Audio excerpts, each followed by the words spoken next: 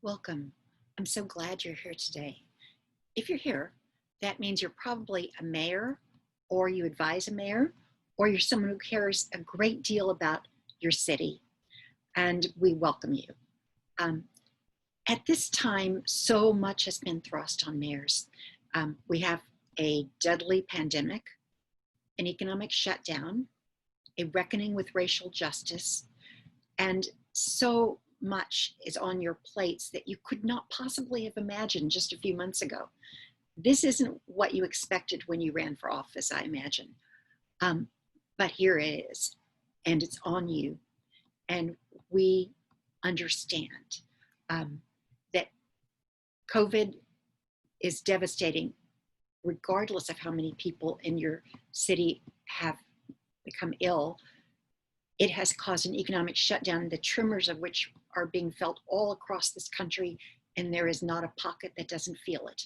Um, and this is on top of having already a large number of problems that cities have had to bear, from poverty and inequity to job creation, to access to opportunities, to hunger, to so many challenges, mobility, affordability, housing, on you, and now this. And if that's not bad enough, we, at the time of this recording, are looking at the first wave of evictions, of foreclosures on homes, repossessions of cars, all of the things that enable people to live decent lives and participate in the economy and make a living and provide for their families. It is all in jeopardy. So I think that one of the things I would like for you to be comfortable about today is that we understand all of that. In fact, my history is with cities, and particularly with cities that are really recovering to get back on track with their economies. And I know what it is. People are living on the edge. You don't have very many solutions for them. The resources are very thin, and there, but for the grace of God, go I, in the case of many people. And thankfully, people are pitching in to help one another, but it's engulfing what your city's capacity is.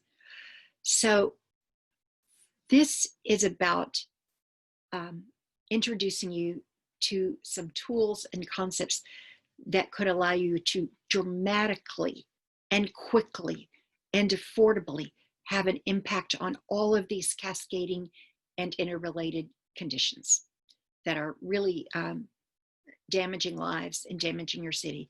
And we've got to turn those around. So when I'm walking, which I do every day, I sometimes find myself looking down at the ground, trudging along, trying not to step on a pothole, watching my step, seeing the mud and the dirt in the gutters. And then I have to remind myself, look up. And when I do, I see this magnificent sky, or this mysterious dark sky, something that completely lifts my spirits, to see how very large the world and its possibilities are.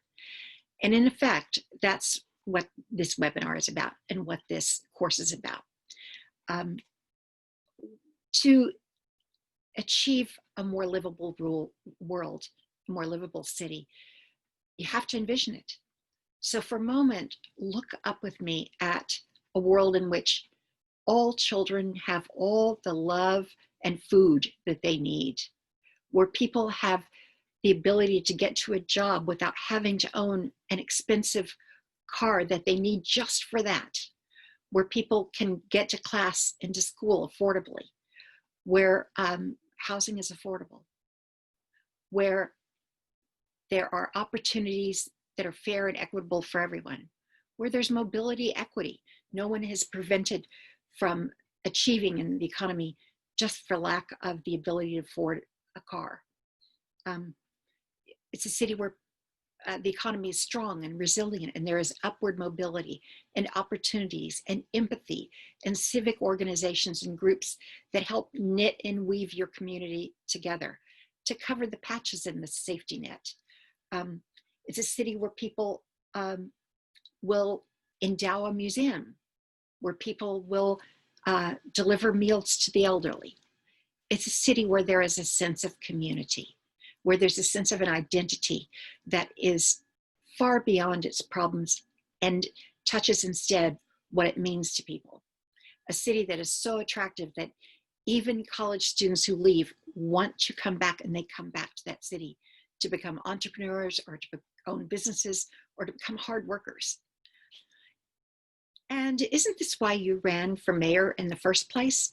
To create a more livable, resilient city where you have a meaningful impact on people's lives and on the trajectory of your city. So I, as I mentioned, have worked in economic development for some time. And about 4 years ago, I was working part-time at an economic development firm for a city that was having some real serious challenges. And I came up with an idea that I thought was so unique and such a paradigm change and so promising that I invited the president of our company into my office just to discuss it. And as I described it, he shut the door behind him and said, "You can't tell anyone about this." And I said, "Why? I really think this is a great idea." And he said, "It's not that. This idea is so good that it's all anyone will want to work on." And he was right. It's all I wanted to work on from that moment forward. And so at the time, I called it Tiny Transit. After I left the firm, they allowed me to take the idea with me and see what I could make of it. I've spent about 4 years becoming as educated as a person can be on micromobility and transportation engineering. I've collaborated with a PhD civil engineer whose dissertation was a feasibility study on a micromobility concept very similar, where she proved that you can get there faster by going slower. So I want to show you just a few quick images so you can visualize what we might be discussing in this course. So this is a neighborhood electric vehicle. And you may notice those aren't exceptionally large people. It's just an exceptionally tiny car. Here's another view of a neighborhood electric vehicle in a shuttle form. And no, this is not a golf cart. It's built sturdier with seat harnesses and other kinds of safety protections. There are different manufacturers. This happens to be by Polaris Gym, and it's a utility configuration. And there are also out there all of these fascinating and fun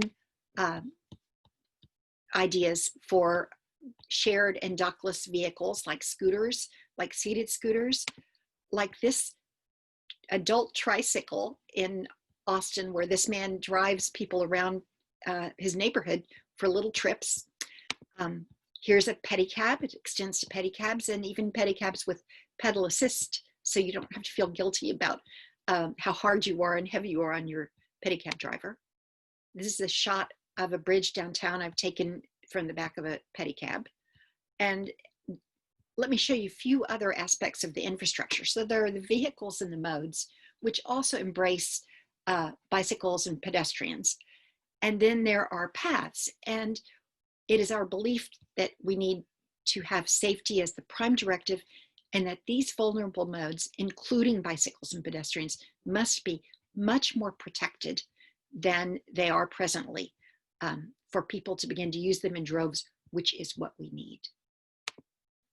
Here you see a neighborhood electric vehicle sharing a small bridge with pedestrians. Here's a small bridge over a creek bed. I think this is 8 feet wide.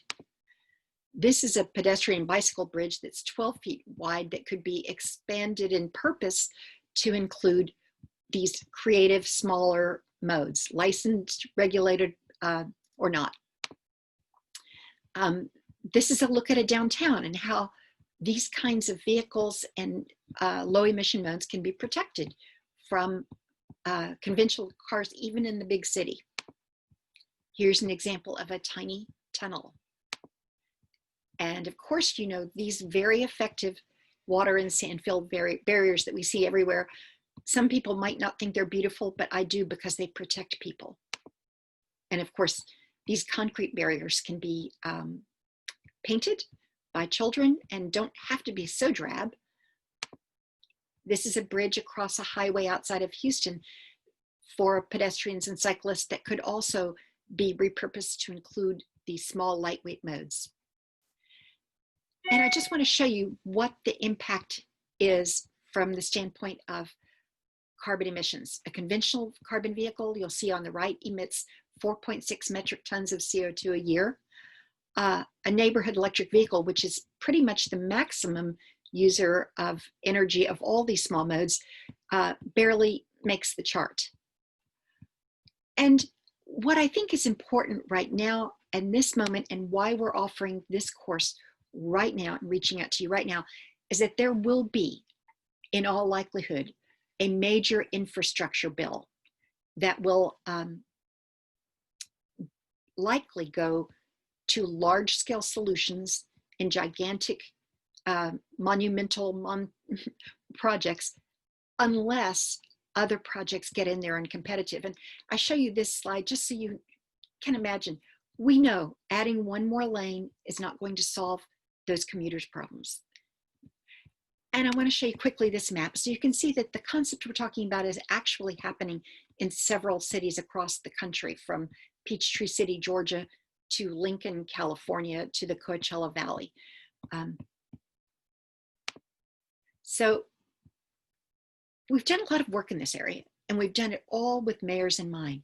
What can cities do to quickly introduce a very viable alternative that is low emission, low cost, low speed, safe, with the primary directive being safety, and to do so in such a way that they have shovel-ready projects that can compete for those infrastructure dollars, that can go to your regional planning organizations, so that demonstration projects and pilot projects and first implementations can be funded.